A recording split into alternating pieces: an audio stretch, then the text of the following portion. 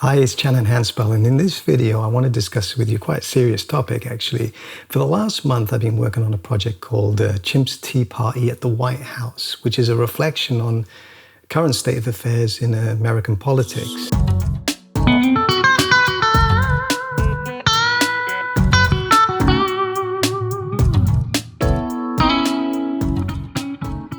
Now, I'm from Britain, and believe you me, we have our own fair share of political issues.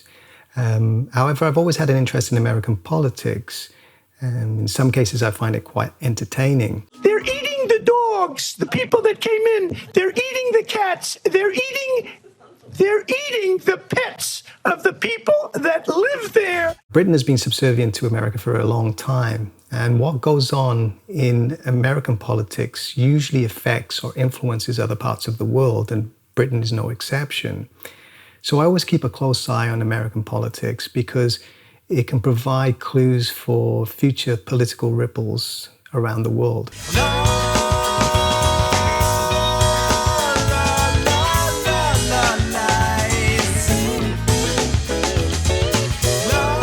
What is happening in the current administration is truly shocking. I mean, it's and done with such a lack of decorum and diplomacy. I think that's what makes it even more shocking.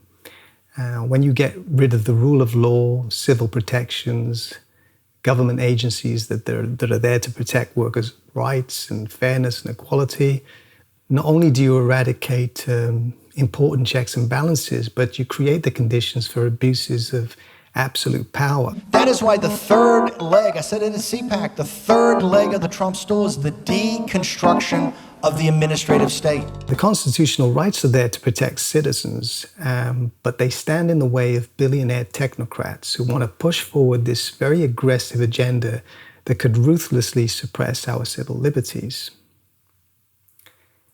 No longer is it, in the words of the great journalist Greg Palast, the best democracy money can buy. It's now the best technocratic surveillance state money can buy. And we're kind of heading in that direction. The dismantling of the pillars of democracy are not coming from outside. I mean, it's not coming from an outside revolutionary faction, but from within the government itself. And there are some serious heavyweights involved, and Donald Trump is merely a sideshow. He's a useful fool for the corporate and political elites to churn away in the background with a total disinterest for our future, and doing so with such reckless abandon.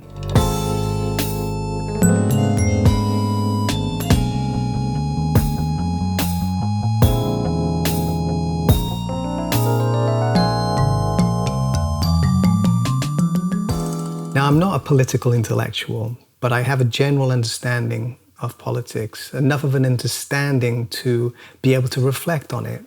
And Chimps Tea Party at the White House is simply that. It's a reflection of the current state of affairs of American politics. And like many other people I've spoken to who share similar sentiments, this is deeply concerning.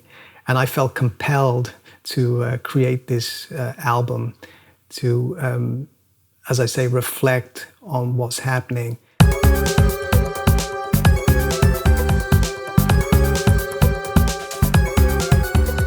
What I'm going to do in this video is show you the process of assembling the material for this album, how I put the material together, what sounds I used, what samples did I use, and how I organized it. This is something I usually don't do. I record an album and then I just put it out there. I make one announcement, it's on Bandcamp, and that's it. But this time I wanted to do it a little bit differently. And this is because actually some people have asked me, they say, how do you do it? How do you put your own music together? And usually in the past I haven't paid much attention to that because I didn't think people would be interested. But there are a few, so I'm doing it for those. For those of you who are interested in how I do this, this video is for you. What I'm going to do now is talk you through my workflow and show you some musical examples, how I assemble the sounds, how I assemble the compositions, how I organize the speeches, and in some cases what sounds I used. The first piece on the album is Gambling with World War III, which is the project I have open now. And I'm just going to talk you through a few things. Gambling with World War III is based on the heated exchange between Zelensky and Trump a few months ago about the Russian attacks on Ukraine. I wanted that to be the opening statement for the album.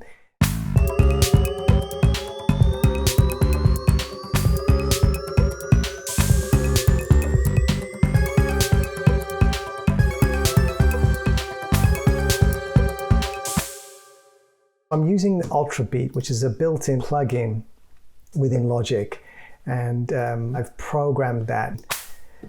And you got the kick, the snare, and like the little woodblock sound. What I did with this is I created my own drum track by just simply placing things on, different percussion instruments and changing the velocity, in some cases moving the velocity, making it louder or quieter, drawing in, hits in the respective places. In the bass, I use Trillion. Now I use Trillion a lot for my bass sounds. It's a great module, and the one I've used here is called the Retro Game, which has a real nasty, distorted, aggressive sounding bass.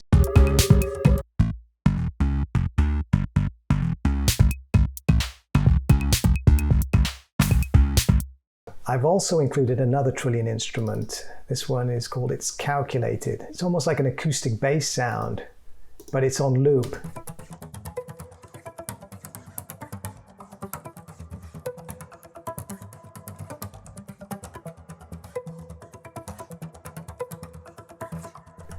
This is just a series of semiquaver 16th notes that complements the drums.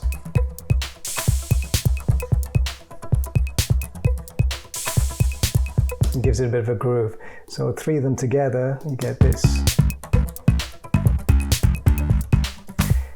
The other thing I wanted to add to it was some eerie sounding keys. So I used Alchemy. Now Alchemy is a built-in plugin within Logic, and it's the Dream Science pad I'm using specifically. It's a very, very eerie sound. If you just listen to it soloed.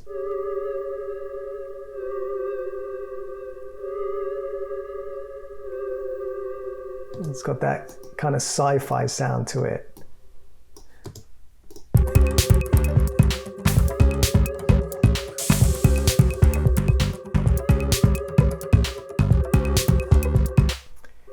And in the melody,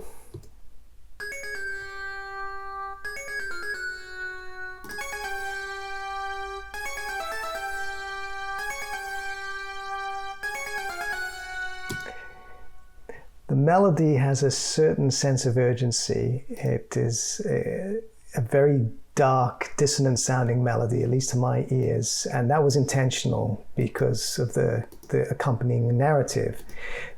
The sounds I've used are from the Retro Synth, which is another sort of inbuilt plugin within Logic. And this I use a lot when I'm recording music using synthesizers. I use this plugin a lot. I think it's absolutely brilliant. And the one I'm using here is the Big Syncer. In fact, a lot of synthesizers I use on this one remind me of the synthesizers Gary Newman used in the late 70s and early 80s, or throughout the 80s, in fact. And of course, I'm a bit of a Gary Newman fan, so I often come back to the retro synth for my synthesizer sounds. And then there's a dance bass lead, which is just adds some color. So that's the opening piece on the album, and in between these musical statements are little speeches. With us, you have the cards, but without us, you don't have any cards.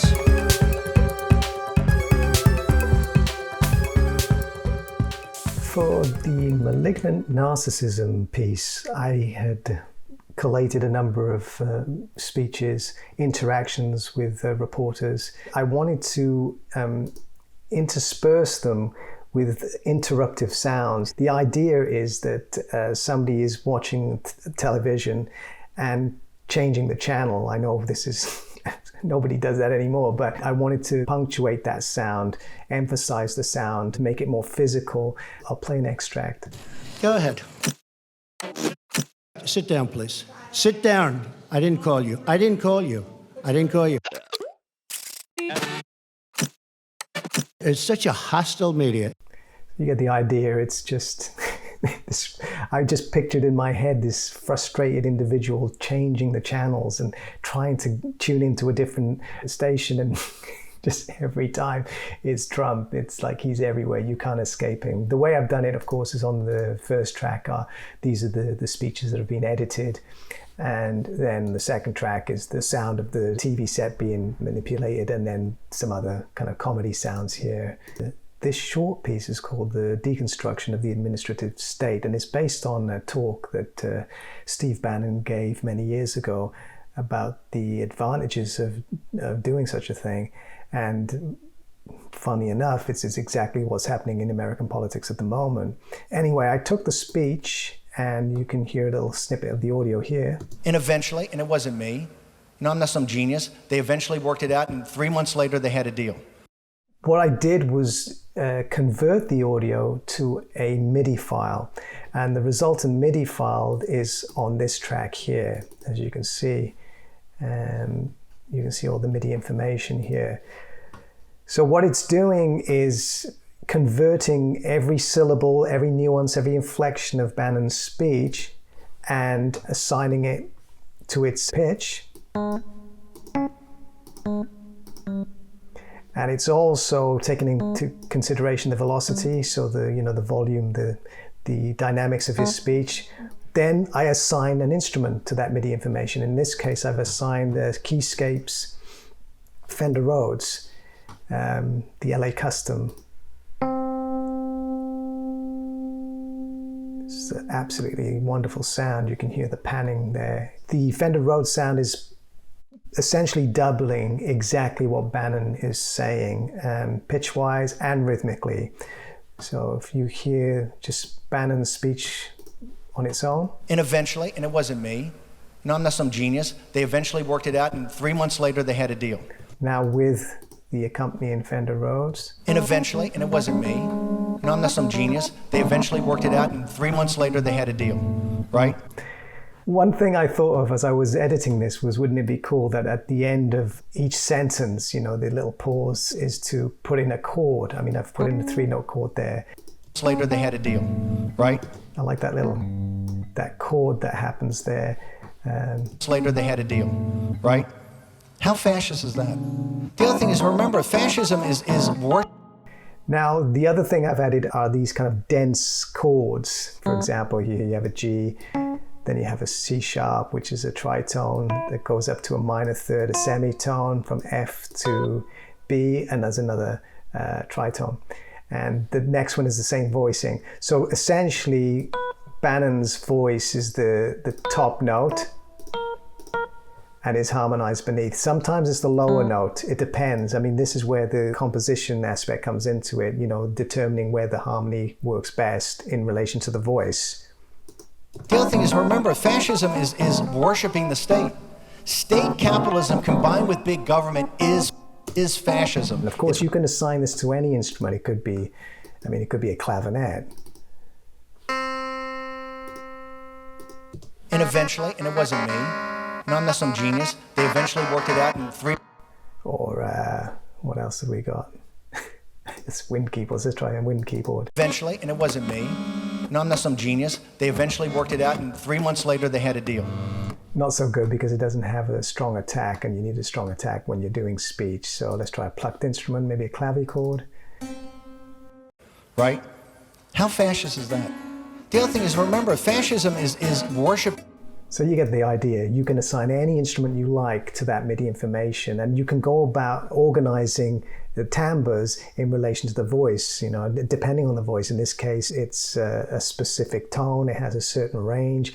You would sort of modify the sound according to that to make it work. It's really fun to do, and it's depending on your disposition, it's quite funny, but obviously it's quite a serious, the speech has serious connotations, and while we can laugh at it, we also must consider the seriousness of it.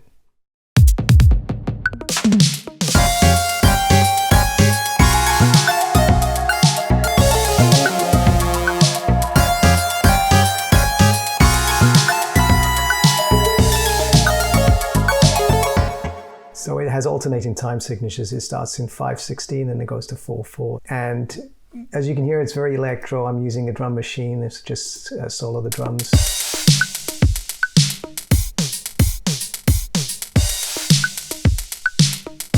It has that real 80s feel, that 80s drum sound. The melody, which is from the retro synth. Oh no, it's from Alchemy. This is from Alchemy. Again, another Logic built-in sample library, and it's called the chip tune lead, which has a sort of high-end distorted sound.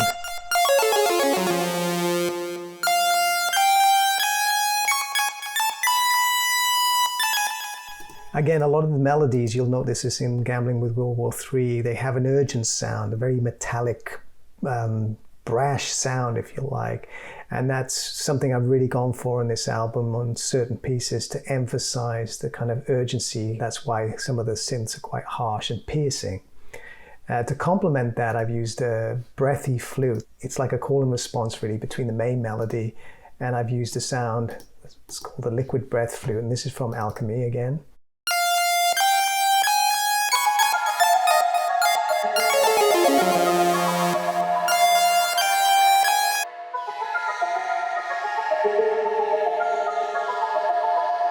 So it's a much softer sound to complement the piercing sound that you get in the chip tune lead. And so I wanted some contrast there.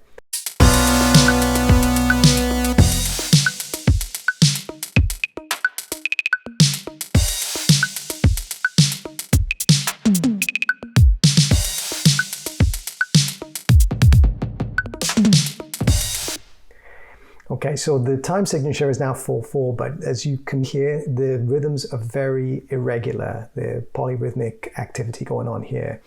And I don't usually do this within Logic, because if you can change the grid up here, you can make it 24ths, or you can make it 30 seconds and all that. But this is not useful for when you want to create 7s in a time of 5 or 5s in a time of 4, whatever the polyrhythm you decide to use. So in those cases, what I will do is I'll go into Sibelius, and I will program the rhythms in there. And I'll just put them on one stave, because I'm not interested in the notes for this in this instance, because we're just dealing with the drum machine.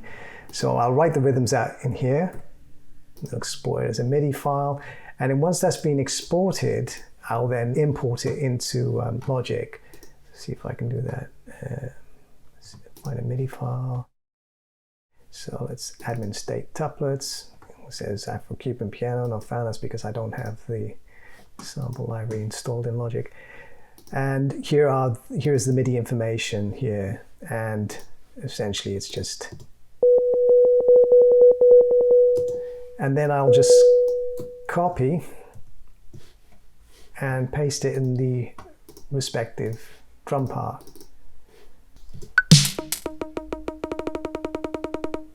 So there I have my polyrhythmic rhythms there, and I can then assign each one to a different part of the kit. So I can have the kick here, I can have a tom there, I can leave that there, and the woodblock there.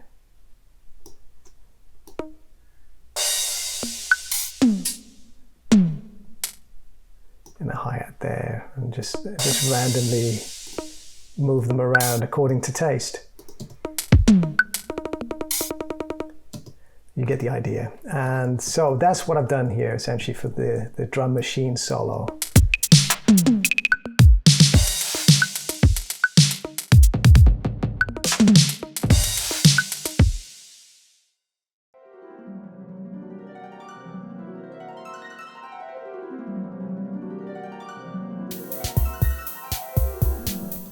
Now I wanted to recreate that Kraftwerk sound, and I wanted that basic drum machine sound for this. So I think I've achieved it to some extent by using Ultrabeat. Again, programming a beat using the data in the piano roll, as you can see, all the data here that I've placed at certain points within the bars.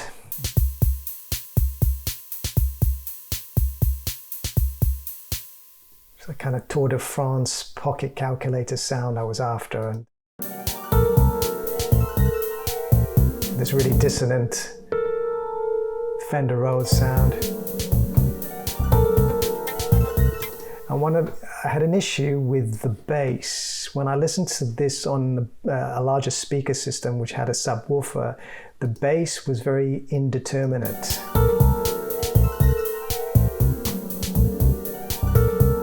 Which I think was just a case of the sound, the actual sound that I had used just wasn't cutting through. It's quite low down. So what I did was add the octave so that it would cut through. Without the octave,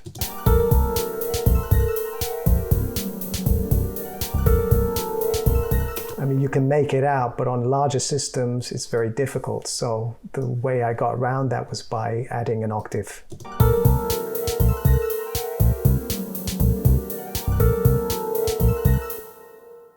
That was an easy fix, considering how difficult these fixes can be sometimes, especially when you're dealing with low frequency sounds like the kick drum or a bass guitar. That's the thing I find the most challenging, is trying to balance that and make it, make it sound big but tight at the same time. And the melody.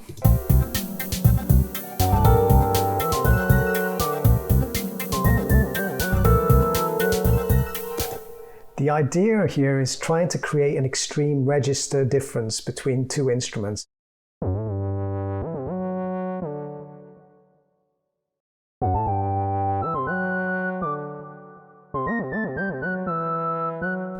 It's a very dark and mischievous melody, which is exactly what I was going for. So the higher register, this sound in the higher register, it's kind of a cross between a whistle and a flute, a penny whistle and a flute, or something like that. So I like that, the extremity between those two instruments.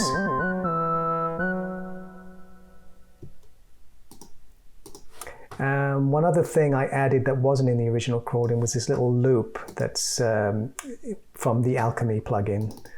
And this is the glitching beat machine. It's a really cool sound. Just solo that.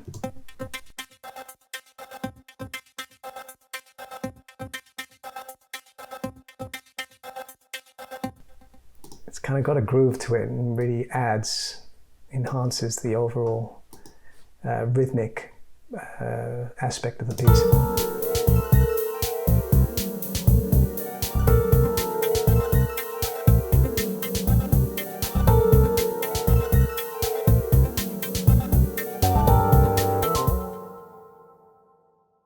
The working title for this piece was IQ. I've since changed the title and it's now called Word Soup.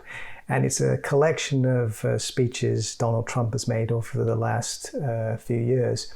Some of the speeches are really difficult to listen to. I mean, he has a very strange way of assembling words. He seems to use them out of context and doesn't have very good syntax. And in some cases can't even pronounce words correctly. It is quite amusing. So what I've done, after putting all these different speeches together, I've used the Flexi tool to adjust the pitches of certain syllables within the speeches.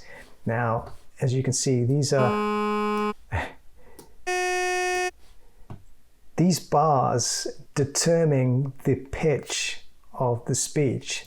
So what I've done, if we listen to it as in its original form. I'm very highly educated. I know words. I have the best words. I'm really smart. Went to the Wharton School of Finance. Now with the pitch of certain syllables modified, it sounds like this. I'm very highly educated. I know words. I have the best words. I'm really smart. Went to the Wharton School of Finance. Even then, long time. So just simply by moving these bars. I'm very highly educated. I know words. I have the I'm very highly educated. I know words. I had the. You can bring them down.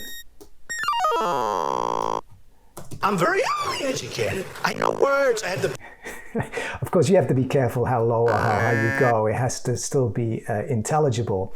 So you just go through the speech and just randomly choose where you think things are quite funny or he's emphasizing something. Then you can emphasize that particular syllable by giving it a higher pitch or a lower pitch, depending on what he's saying at a specific point in time. So this was quite fun, putting this one together, and really emphasizes the sort of hilarity of what he's trying to say and the boastfulness of his speeches, and in some cases the absolute absurdity of what he's saying, so incoherent and ridiculous. And you can make it sound even funnier by altering the pitches. I took the test too when I heard that you passed it. Yeah. What's that? And it's an elephant. No. I'll bet you couldn't even answer the last 5 questions. I'll bet you couldn't. They get very hard, the last.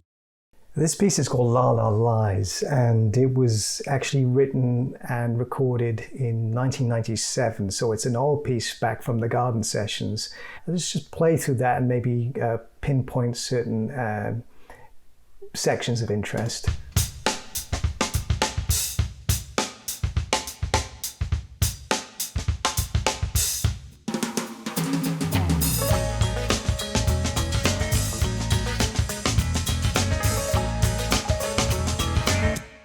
The piece is in A Lydian, and all the melodies and chords revolve around that tonality.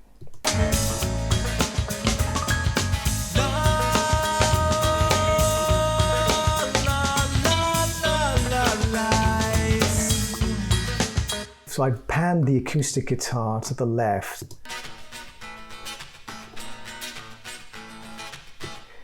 And panned right, I have the auto wah, little mute picking guitar riff.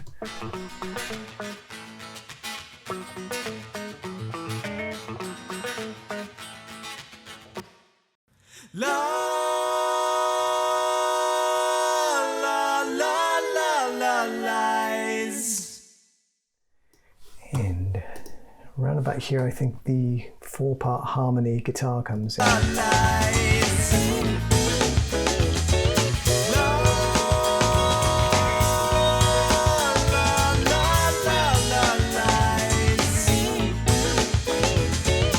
So here we have 4-part harmonies, and I'm bending the strings, so it's a sound that I really like. I've used it often, and you can hear it on other tracks from other albums. I really like that sound. I think I originally got that idea from Brian May. One of his guitar solos uses this kind of bending thing. I know lots of guitarists have used it. It's a common technique, but I think the first time I ever heard it, and the one that stuck in my mind the most was Brian May's use of it. I can't remember the Queen song he used it on now, but so that's the first one.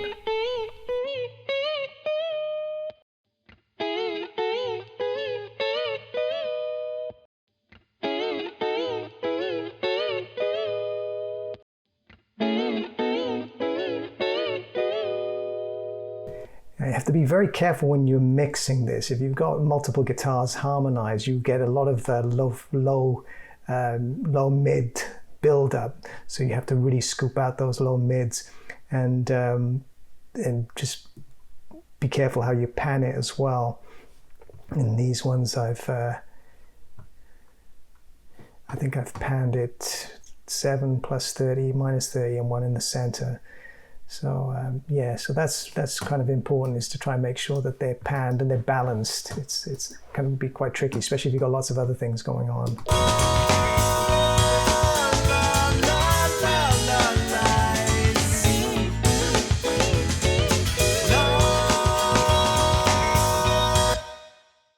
It's called Bogus Flopsy Chord. Silly name, but nevertheless it had to have a title, and that's what I ended up calling it. And really it's reorganization of the original piece. Fortunately, I had the score and I had the parts all written out, so I was able to input it into Sibelius.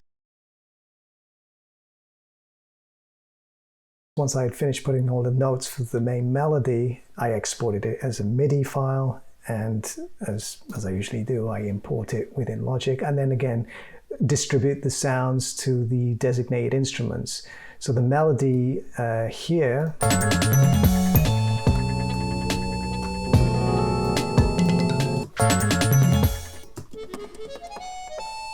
is played by the Harmon chord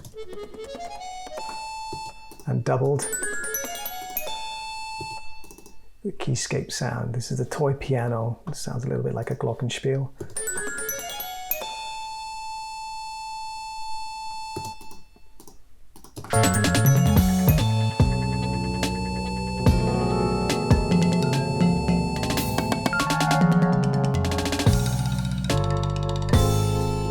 So this is a very complicated piece of music and is derived from sort of the Frank Zappa school of composition, if you like. It's a lot of irregular rhythms. You have your steady pulse and all this tempo modulation that is happening over that steady pulse, 7s and 11s and things like that. And these rhythms are distributed amongst the instruments, so no instrument gets away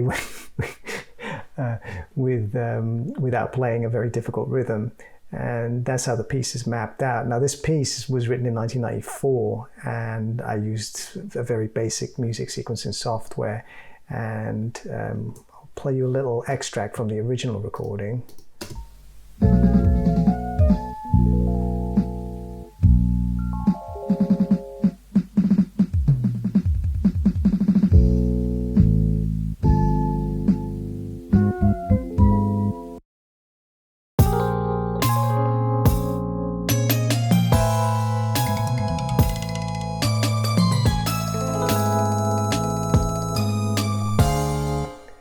The marimba sound is from Sonic Couture. It's being used within Contact, and it's a great sounding instrument.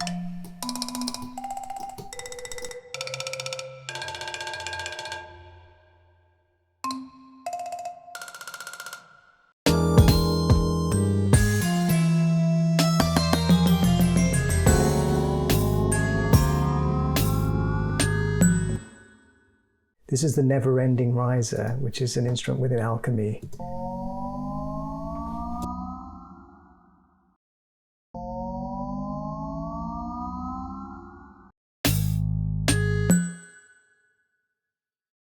For those of you interested in listening to the entire album, it will be available on Bandcamp very soon. I'll be making an announcement in the next week or two to let you know the exact date, and then you can listen to its entirety on Bandcamp. Of course, if you're feeling generous and you'd like to support me, any purchases of the album would be greatly appreciated. This will enable me to continue creating content, continue creating new albums and new music. So any donations in that area would be very much appreciated. Thank you very much for watching. I'll see you next time.